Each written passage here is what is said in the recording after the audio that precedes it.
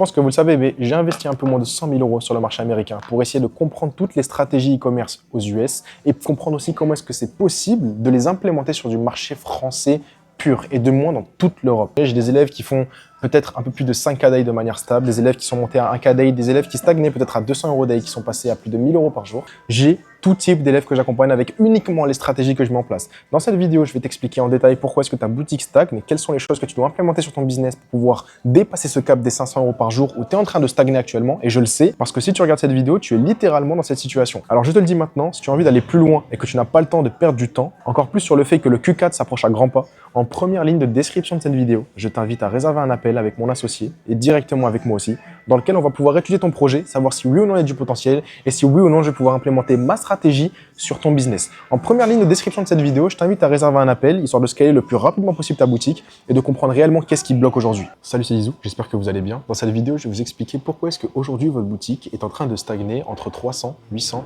peut-être en dessous de moins de 1000 euros par jour et comment est-ce que vous allez pouvoir faire pour débloquer ce palier-là, d'accord ? Aujourd'hui, votre boutique, elle est en train de stagner. Okay, peut-être que vous êtes à 100 euros day, peut-être que vous êtes à 200, 300, 400 euros day et vous ne comprenez pas quels sont les différents paliers à mettre en place et quelles sont les différentes choses à mettre en place pour pouvoir vous permettre en fait de pouvoir scaler à un autre niveau. D'accord ? Donc, je vais vous expliquer dans un premier temps pourquoi est-ce que votre boutique, elle est en train de stagner à ce niveau-là. D'accord ? Dites-vous que quand vous êtes en train de stagner de manière générale, il est impossible de scaler. Et même si vous comptez augmenter le budget, même si vous comptez en fait simplement mettre beaucoup plus de créative, augmenter le budget, faire des optimisations et que ça ne fonctionne pas, ce n'est pas parce que vous avez un problème en fait de compte publicitaire, ce n'est pas parce que vous avez un problème de trafic, c'est juste que vous avez un énorme problème d'optimisation et de gestion. Ce qui fait que vous vous retrouvez sur un scaling qui est littéralement impossible. D'accord ? Et en fait, il y a plusieurs choses, entre guillemets, à ce process-là où vous êtes en train de stagner.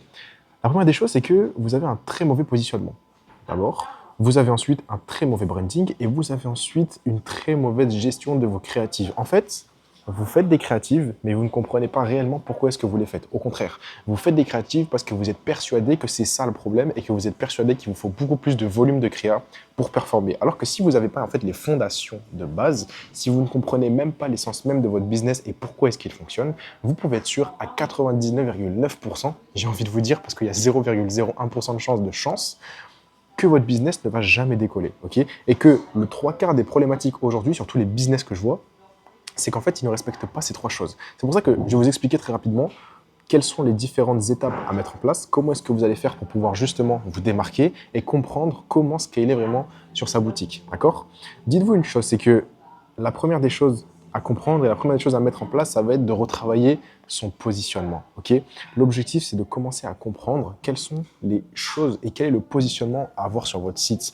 Dans le 3/4 du temps, je le vois tout le temps, et ça c'est sûr à 100%, même sur votre shop, dites-vous que vous ne connaissez pas directement votre avatar client. Et en fait, vous ne savez pas exactement à qui est-ce que vous vendez. Donc en fait, déjà, il y a un gros problème en termes de positionnement, mais il y a aussi un très gros problème en termes de gestion. Dites-vous que si vous ne connaissez pas votre avatar client et vous n'avez aucun angle marketing précis sur votre site internet, donc ça passe par le copywriting, ni même sur la connaissance parfaite de votre avatar client, il est impossible pour vous, ne serait-ce que juste d'avoir un meilleur branding et de gérer un bien meilleur media buying, d'accord ? Juste prenez du recul et essayez de comprendre à qui est-ce que vous vendez. Partez du principe que vous vendez un produit, je ne sais pas moi, un produit qui s'adresse un petit peu à tout le monde, un produit dans le sens où vous pouvez vendre par exemple, vous savez, des leggings anti-sudation, ok ? Donc c'est des leggings qui vous permettent justement de transpirer, de pouvoir perdre du poids. Si vous vous adressez à des personnes qui sont déjà fit, entre guillemets, des personnes qui font déjà beaucoup de sport et qui ont déjà, entre guillemets, le poids qu'elles veulent, ben vous pouvez être sûr à 100% que vous ne ferez pas de vente parce que votre avatar client est très mal choisi, d'accord ? En l'occurrence, partez du principe que si vous vous adressez au bon avatar client, que vous avez compris que votre concurrent, lui, est en train, par exemple, de tourner sur un avatar client précis de personnes qui sont, on va dire, en surpoids, qui veulent perdre du poids ultra rapidement, elles vont s'orienter sur ce type de produit-là parce qu'on sait qu'il y a de la demande là-dessus, d'accord ? Donc, si vous savez exactement à qui est-ce que vous vous adressez, si vous savez exactement quel est votre avatar client très précis, vous allez avoir beaucoup plus de facilité à vendre et surtout, vous allez pouvoir trouver votre angle marketing winner très, très, très vite. Donc, avoir une très grosse connaissance sur son avatar client, c'est une des qualités, enfin, c'est une des choses, en fait, à impérativement implémenter sur son business et tout réadapter, que ce soit le site, les scripts, le copywriting, les images produits, toutes ces choses-là, en fait, c'est un tout, d'accord ? Ce n'est pas seulement une seule et même stratégie à mettre en place. Et dites-vous aussi que quand vous commencez à vendre à tout le monde, vous vendez à personne. Ça, c'est bon, je pense que tout le monde vous le dit, mais partez du principe que quand vous commencez vraiment à vous adresser à un grand nombre de personnes, d'accord, que vous faites du volume sur un seul et même angle marketing qui touche tout le monde, d'accord, donc les personnes par exemple qui sont fit et les personnes qui sont vraiment en surpoids, vous ne vendrez jamais parce que les mots ne seront pas assez forts, les mots ne seront pas assez impactants par rapport à ce que vous expliquez et par rapport à ce que vous mettez en place. Et c'est très connu, quand vous vous adressez à tout le monde, vous vous adressez jamais à une seule personne en particulier, d'accord, vous faites du broad. Et nous, ce qu'on veut, c'est avoir quelque chose de très précis pour nous permettre derrière de pouvoir segmenter chaque process, chaque avatar client, chaque angle marketing qui va nous permettre derrière de pouvoir réellement scale. Ok, j'ai pris l'exemple des leggings anti-cellulite, par exemple, ok, qui est un produit qui, lui, a énormément d'angle marketing. C'est un produit qui a scalé à plus de 100 KDI sur le marché français il y a peut-être, je ne sais pas trop, je dirais peut-être un mois et demi, 2 mois. J'ai des élèves qui sont montés à plus de 5 KDI sur ce type de produit-là. Pourquoi? Parce que l'angle marketing est super intéressant. Tout le monde a lancé exactement le même produit. Tout le monde a lancé le même produit. Mais le problème, c'est qu'eux n'ont pas scalé un produit. Ils ont scalé un angle marketing. En fait, ils ont compris que ça reste un legging classique, sauf que eux, ils l'ont marketé comment? Ils l'ont marketé comme un legging anti-cellulite. Ils l'ont marketé comme un produit qui pouvait éliminer la cellulite des femmes, d'accord? Ou des hommes, ou bref, la cellulite de manière générale, ok? Chose qu'on n'a jamais vue sur le marché, entre guillemets, sur des leggings exactement de la même forme. On a des leggings très classiques qui vont rembourrer certaines parties du corps, des leggings qui vont tenir chaud, des leggings anti-sudation, des leggings qui vont affiner la taille, des leggings qui vont... Vous voyez le nombre d'angles marketing et le nombre de produits dérivés qu'on peut sortir avec un seul et même produit, ok? Ben là, c'est littéralement la même chose. Eux, ils ont pris un angle marketing winner, ils l'ont testé, enfin un angle marketing, ils l'ont testé, ils ont déduit que c'était un angle marketing winner, et à partir de ce moment-là, ils ont commencé à le scaler, ils sont montés à plus de 100 KDI. C'est l'exemple que je prends le plus souvent parce que, en fait, il est très parlant, ok? Et c'est surtout un exemple concret de ce que vous pouvez setup et de ce que vous pouvez dire par rapport au positionnement. Et c'est là que vous comprenez en fait que votre positionnement à vous, en fait, il est beaucoup plus important que le produit que vous vendez. Parce que la manière dont vous expliquez les choses, en fait, elle est complètement différente de la manière dont vous vendez les choses. Ok? Ça, c'est la première étape et c'est l'un des process aussi à comprendre. Maintenant, la deuxième, c'est que partez du principe que vous avez un excellent branding, enfin que vous avez un excellent positionnement, que vous savez exactement à qui est-ce que vous vous adressez. Imaginez seulement que vous avez un très mauvais branding, c'est-à-dire que les gens sont intéressés par votre produit, ils comprennent l'importance d'acheter chez vous, mais ils ne vont jamais acheter chez vous parce qu'il n'y aura tout simplement pas de trust, aucune image de marque et aucune valeur perçue.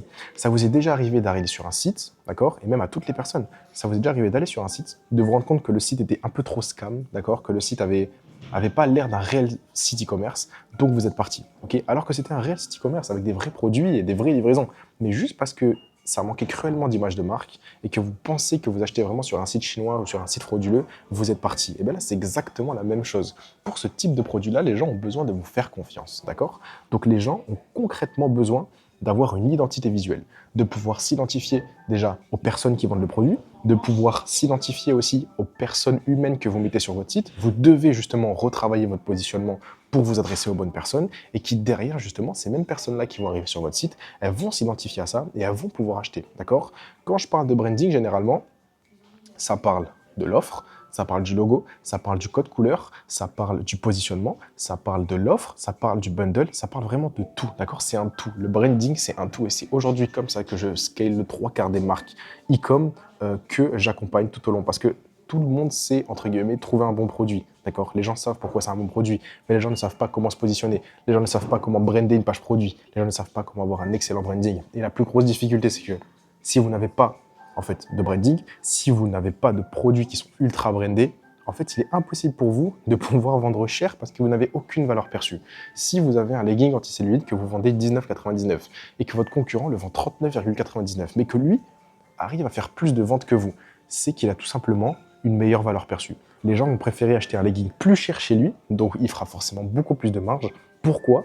Parce qu'il a une meilleure valeur perçue et qu'on sait que lui, du coup, ça peut être de la qualité, contrairement à vous, où le prix est un peu plus faible, mais le prix faible correspond à l'avatar client que vous ciblez. Est-ce que vous voyez ce que je veux dire?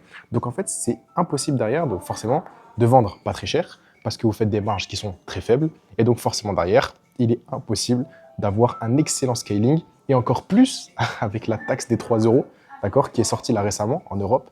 Donc ça veut dire que vous rajoutez 3 euros à votre coût produit, dites-vous juste qu'il est littéralement impossible pour vous de scaler à grande échelle. D'accord? Ça, c'est indéniable. Donc, si vous avez un très mauvais positionnement et un très mauvais branding, dites-vous que c'est 0 sur votre shop. Dites-vous que cette partie-là sur le branding, je l'explique vraiment sur mon compte Instagram et je le fais tout le temps.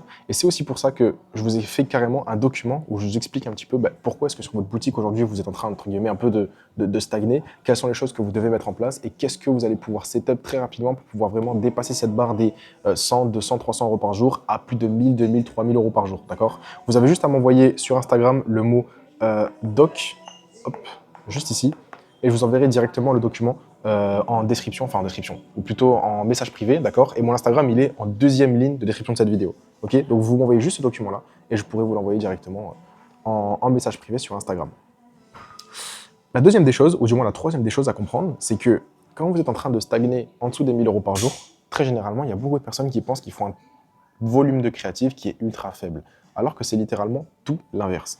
Ça ne sert à rien déjà de faire un gros volume de créa si vous n'avez pas les deux premières étapes qui sont littéralement les plus importantes selon moi, d'accord? Mais surtout que vous faites un gros volume de créative, mais vous ne comprenez même pas quel est votre angle marketing winner, vous ne comprenez même pas comment faire de la réitération créative et surtout vous faites aucun volume réel de créative, juste vous balancez des créatives dans le vent.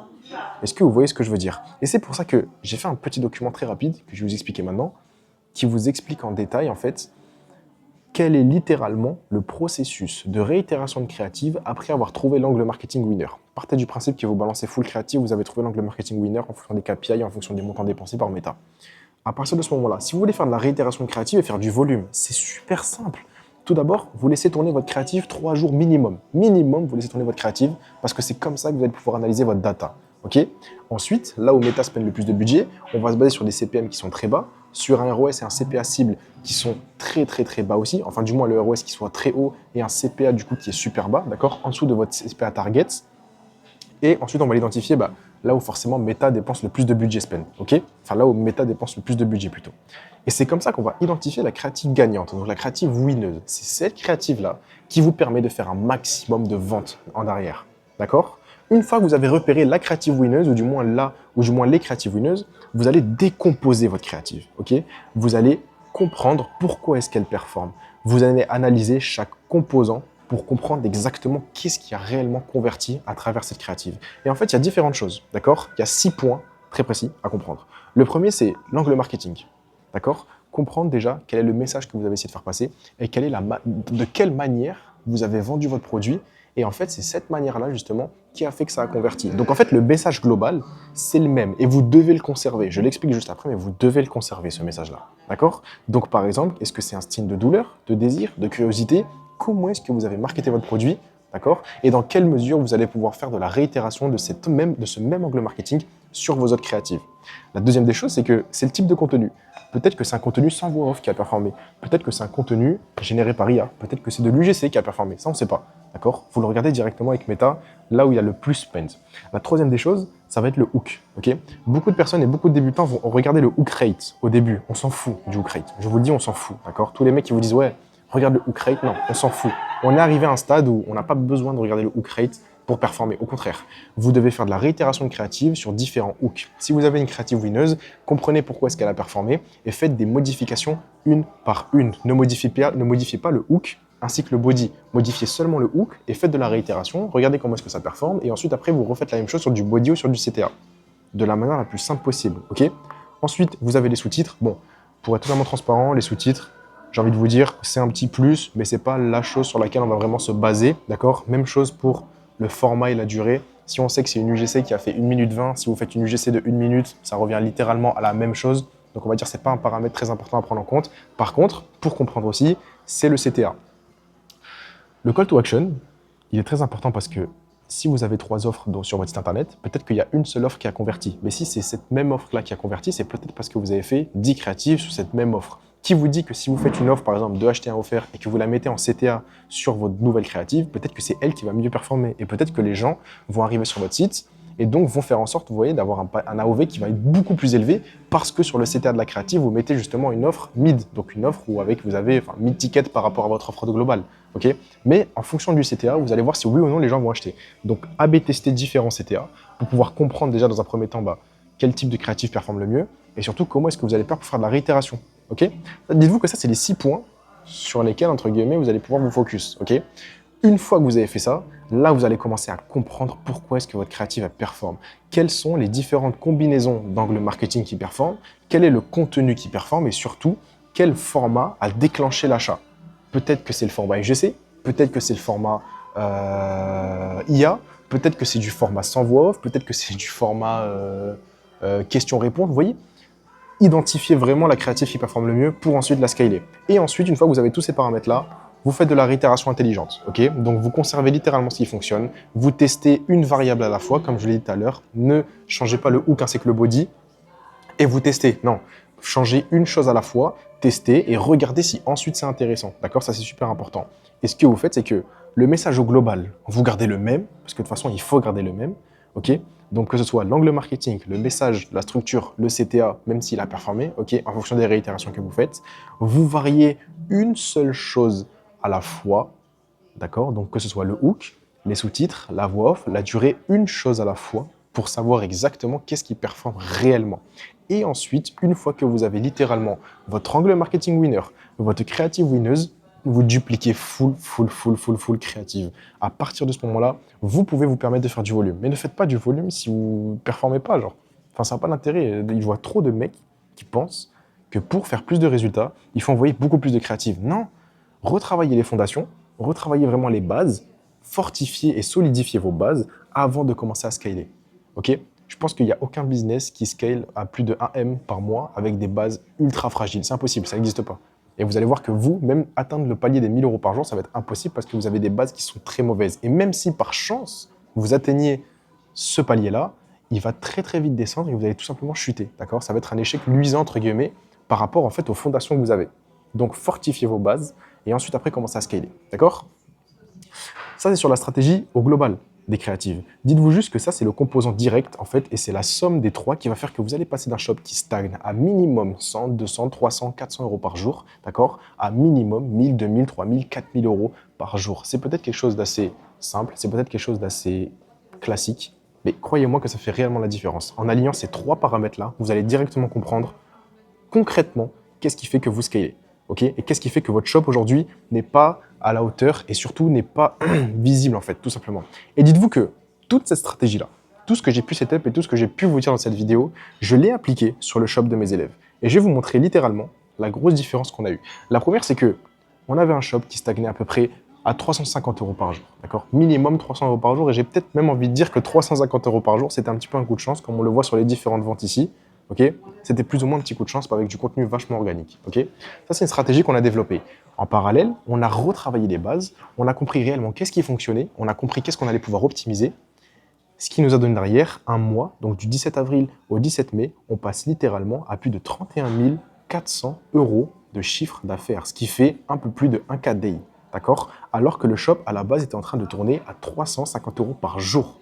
Pour vous dire à quel point l'importance de pouvoir établir des bases, l'importance de pouvoir fortifier et solidifier un petit peu les fondements qu'on a créés au début, fait que vous allez pouvoir passer d'un shop qui stagne à un vrai shop qui scale. Et ça, c'est une stratégie que je développe, d'accord, parmi tant d'autres sur tous les élèves que j'accompagne, que ce soit du marché français, du marché canadien, du marché partout. Ok, je vous rappelle que j'ai dépensé, je pense, un peu plus, ou du moins un tout petit peu moins de 100 000 euros sur le marché français, enfin sur le marché US, pardon, pour justement récupérer exactement les mêmes stratégies et pouvoir les implémenter par contre sur le marché français, ok? Et c'est des stratégies forcément que je développe avec tous mes élèves, d'accord? Je l'implémente directement sur leur shop. C'est pour ça qu'on passe des shops, enfin vraiment, on est sur un scaling intensif en très peu de temps, d'accord? Et surtout, ce que nous on cherche derrière, c'est vraiment une sorte de stabilité qui va nous permettre derrière de pouvoir vraiment scaler à grosse échelle et d'être très profitable du Q4, ok? Pour atteindre ces résultats-là, rien de plus simple. Si vous vous sentez exactement dans la même situation, entre guillemets, vous pensez que vous avez un shop qui a énormément de potentiel et que même en appliquant ces conseils-là, vous avez vraiment du mal à comprendre réellement qu'est-ce qui fonctionne, en première ligne de description de cette vidéo, vous pouvez réserver un appel avec moi, d'accord? Mon associé et moi, on prendra un appel. On verra tout d'abord si vous êtes un bon profil, on verra votre projet et on pourra vous accompagner pour aller scaler de très hauts résultats, ok? Si vous voulez prendre un appel, c'est directement en première ligne de description de cette vidéo. En tout cas, j'espère que la vidéo elle vous aura plu. J'espère que vous avez pu avoir un maximum d'informations sur le type de contenu que vous devez proposer et que vous devez mettre en place, d'accord? Toutes les stratégies, bien évidemment, sur votre boutique pour commencer à scaler. C'était Zizou. Ciao.